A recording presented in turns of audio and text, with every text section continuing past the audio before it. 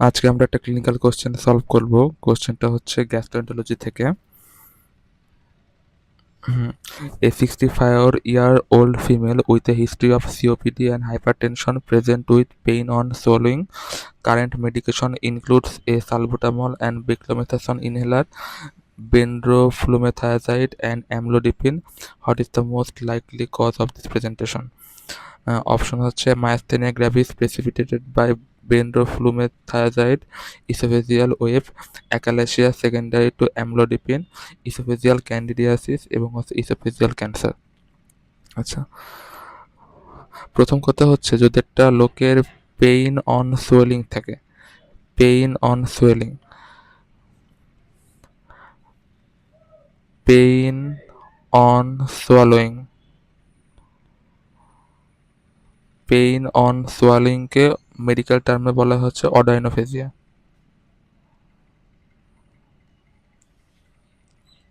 অডাইনোফেজিয়া, একটা পেশেন্ট অডাইনোফেজিয়া অথবা বলতে পারি আমি হচ্ছে painful dysphagia, painful dysphagia, dysphagia. আচ্ছা, একটা পেশেন্ট অডাইনোফেজিয়া বা পেইনফুল ডিসফেজিয়া নিয়ে আসলে এটাকে আমি কিভাবে ডিল করি? প্রথম কথা হচ্ছে এই যে ডিসফেজিয়াটা আছে এটাকে আমি প্রথমে দুইভাবে ভাগ করি। একটা হচ্ছে ইসোফেজিয়াল ডিসফেজিয়া, ইসোফেজিয়াল ডিসফেজিয়া,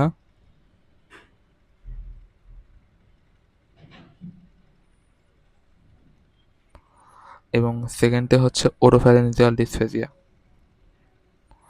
সেকেন্ডে হচ্ছে ওরোফ্যারেঞ্জিয়াল ডিসফেজিয়া।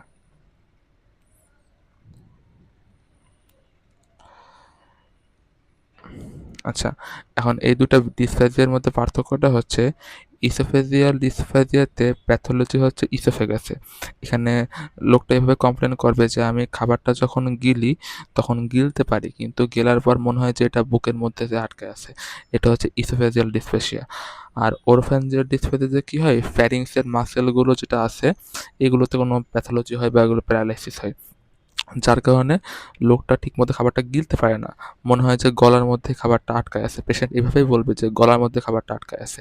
আচ্ছা, এখন এই ওরোফ্যারিঞ্জিয়াল ডিসফেজিয়া যেটা আছে এটা মেইনলি হয় হচ্ছে ফ্যারিঞ্জিয়াল মাসেলে কোনো প্যাথোলজি থাকলে বা কোনো প্রবলেম থাকলে তার জন্যে।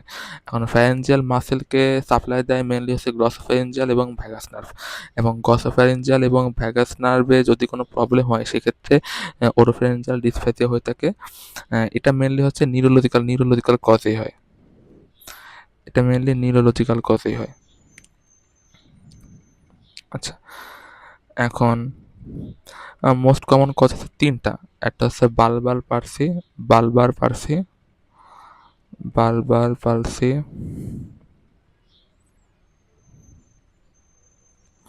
একটা হচ্ছে সিউডো বালবার পার্সি,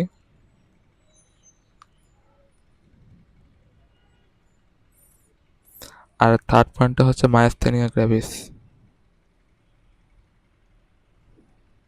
মায়াস্থেনিয়া গ্র্যাভিস।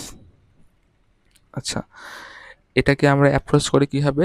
যদি কোনো পেশেন্ট ওরোফ্যারিঞ্জিয়াল ডিসফেজিয়া নিয়ে আসে সেক্ষেত্রে আমরা তার অ্যাসেসমেন্টটা করি হচ্ছে video fluoroscopic swallowing assessment, video fluoroscopic, video ফ্লোরোস্কোপিক,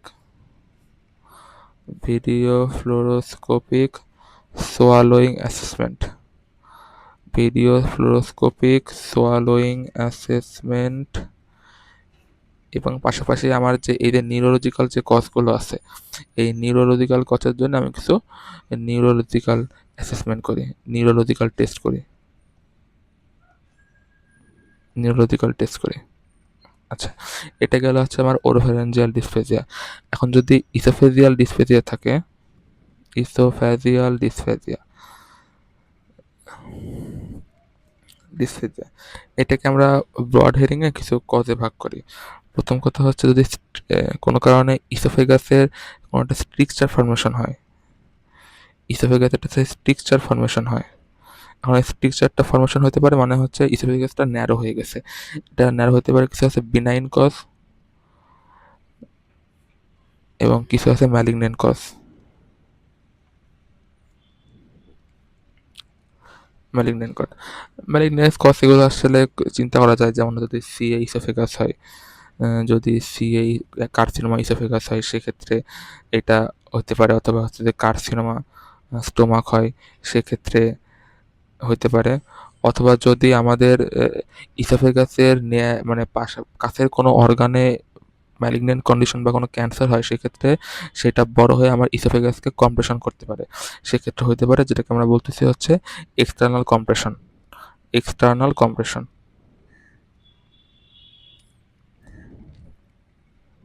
আচ্ছা, এখন বিনাইনের মধ্যে কি আছে?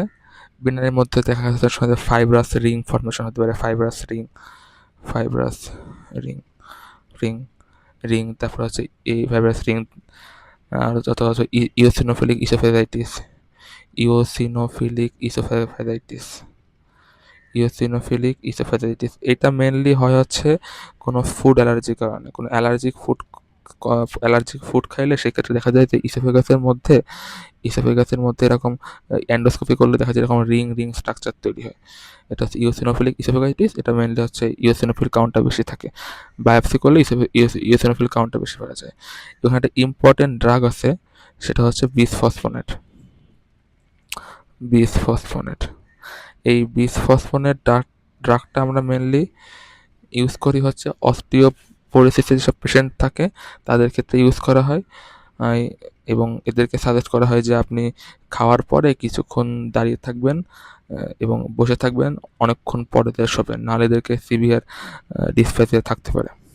আচ্ছা, এখন এটা হচ্ছে আমার স্ট্রিকচার। স্ট্রিকচারের পরে সেকেন্ড কজ আছে ইসোফ্যাগাইটিস, ইসোফ্যাগাইটিস।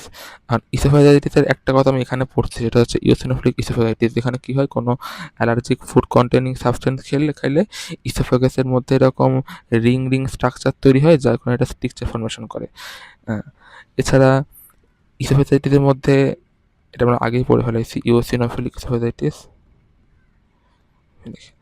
সেকেন্ড হচ্ছে ক্যান্ডিডিয়াসিস, ক্যান্ডিডিয়াসিস, ক্যান্ডিডিয়াসিস। এটা হচ্ছে ক্যান্ডিডা অ্যালবিকান্স, যেটা হচ্ছে আমাদের ত্বকের একটা নর্মাল কমেন্সালস, নর্মাল ফ্লোরা। যদি কোনো কারণে এটা ক্যান্ডিডিয়াসিস করে তখন আমাদের হচ্ছে ইসোফেজাইটিস হয়ে সেখানে ডিসফ্যাজিয়া হতে পারে। আচ্ছা, এখন থার্ড প্রবলেমটা হচ্ছে ডিসমোটিলিটি, ডিসমোটিলিটি, ডিসমোটিলিটি মানে হচ্ছে ইসোফেগাসের মটিলিটিটা কমে গেছে। আচ্ছা, এর মোটামুটি ইম্পর্টেন্ট কজ হচ্ছে অ্যাকালাসিয়া কার্ডিয়া, অ্যাকালাসিয়া কার্ডিয়া, যেখানে আমরা জানি যে লোয়ার ইসোফেজিয়াল যে স্ফিংটার তার প্রেশারটা বেড়ে যায়, যার কারণে খাবারটা পাস করে না। আমরা যদি বেরিয়াম মিল এক্সরে করি, যদি আমরা এক্ষেত্রে বেরিয়াম মিল এক্সরে করলে আমরা পাই হচ্ছে বার্ড বিক অ্যাপিয়ারেন্স, বার্ড বিক অ্যাপিয়ারেন্স, অ্যাপিয়ারেন্স, অর্থাৎ ইসোফেগাসটা হচ্ছে পাখির ঠোঁটের মতো এরকম সরু হয়ে আসে, সরু হয়ে আসে, সরু হয়ে আসে, বার্ড বিক অ্যাপিয়ারেন্স। আচ্ছা, আরও এটা হচ্ছে one of the major cause আছে অ্যাকালেসিয়া কার্ডিয়া। এছাড়া আরও কিছু কিছু নন স্পেসিফিক কজ আছে, non specific, non specific motility cause আছে, নন স্পেসিফিক মোটিলিটি কজ আছে। আচ্ছা, এটা হচ্ছে ব্রড হেডিংয়ে আমাদের ডিসফেজিয়ার আজকে ডায়াগনস্টিক একটা ক্রাইটেরিয়া। এখন আমাদের যে পেশেন্টটা ছিল এই পেশেন্টের একটা ওডাইনোফেজিয়া ছিল। আচ্ছা, এবং এখানে একটা ইম্পর্ট্যান্ট হিস্ট্রি হচ্ছে পেশেন্ট বেক্লোমেথাসন ইনহেলার ইউজ করতো। বেক্লোমেথাসন হচ্ছে এক ধরনের স্টেরয়েড। আমরা জানি যদি কোনো কারণে স্টেরয়েড ইউজ করা হয় তখন হচ্ছে সেখানে ইমিউনোসাপ্রেশন হয়। যেহেতু পেশেন্টটা বেক্লোমেথাসন ইনহেলার ইউজ করতো তাহলে তার অবশ্যই লোকাল ইমিউনোসাপ্রেশন হয়েছিল, মানে থ্রোতে ইমিউনোসাপ্রেশন হয়েছিল। ইমিউনোসাপ্রেশন হওয়ার পরে ক্যান্ডিডা তখন ওভারগ্রো করে ক্যান্ডিডিয়াসিস রোগ করছে, এবং এই ক্যান্ডিডিয়াসিসের কারণে তার হচ্ছে ডিসফেজিয়া ডেভেলপ করছে। তাহলে তার কারেক্ট অ্যান্সারটা এখানে হওয়া উচিত হচ্ছে dysphagia, oesophageal dysphagia, oesophageal candidiasis. আচ্ছা, এখন ক্যান্ডিডিয়াসিস। আচ্ছা, তাহলে এখানে আমার কারেক্ট অ্যান্সারটা হওয়া উচিত ইসোফেজিয়াল ক্যান্ডিডিয়াসিস, ইসোফেজিয়াল ক্যান্ডিডিয়াসিস। এখন আসলে এখানে তার যে ফিজিশিয়ান সে কিছু স্টেপ নিতে পারতো যাতে তার এই স্টেরয়েড ইনহেলার ইউজ করেও কিন্তু তার যাতে ক্যান্ডিডিয়াসিস ডেভেলপ না করে। সেক্ষেত্রে প্রথম কথা হচ্ছে আমার বলা হয় যদি কোনো পেশেন্ট স্টেরয়েড ইনহেলার ইউজ করে সেক্ষেত্রে পেশেন্টকে গার্গলিং করতে বলে দেওয়া। গার্গলিং, সে যদি গরম পানি দিয়ে গার্গলিং করে, এটা হচ্ছে মাইল্ড হট ওয়াটার দিয়ে যদি রেগুলার গার্গলিং করে স্টেরয়েড ইনহেলার ইউজ করার পরে, তাহলে তার কোনো সমস্যা হবে না। আচ্ছা, সেকেন্ড একটা পয়েন্ট, এটা হচ্ছে আমাদের ক্যাটজাঙে লেখা ছিল, সেটা হচ্ছে আমরা যে স্টেরয়েড ইনহেলারটা ইউজ করব সেটা যদি কিকলেসোনাইড স্টেলার হয়, কিকলেসোনাইড, কিকলেসোনাইড স্টেরয়েড ইনহেলারটা যদি ইউজ করি, কিকলেসোনাইডটা হচ্ছে একটা স্টেরয়েড, একটা জেনারিক নেম। যদি কিকলেসোনাইডটা ইউজ করা হয় সেক্ষেত্রে দেখা যাচ্ছে যে পেশেন্টের এরকম কোনো লোকাল ইমিউনোসাপ্রেশন হয় না, যার কারণে ক্যান্ডিডিয়াসিস হয় না। এখন কথা হচ্ছে কিকলেসোনাইড ইউজ করলে কেন হয় না? এর কারণটা হচ্ছে কিকলেসোনাইড হচ্ছে একটা প্রোডাক্ট, কিকলেসোনাইড হচ্ছে একটা প্রোডাক্ট। এটা অ্যাক্টিভেটেড হওয়ার জন্য আমার একটা এনজাইম লাগে, সেটা হচ্ছে ব্রোঙ্কিয়াল অ্যাস্টারেজ।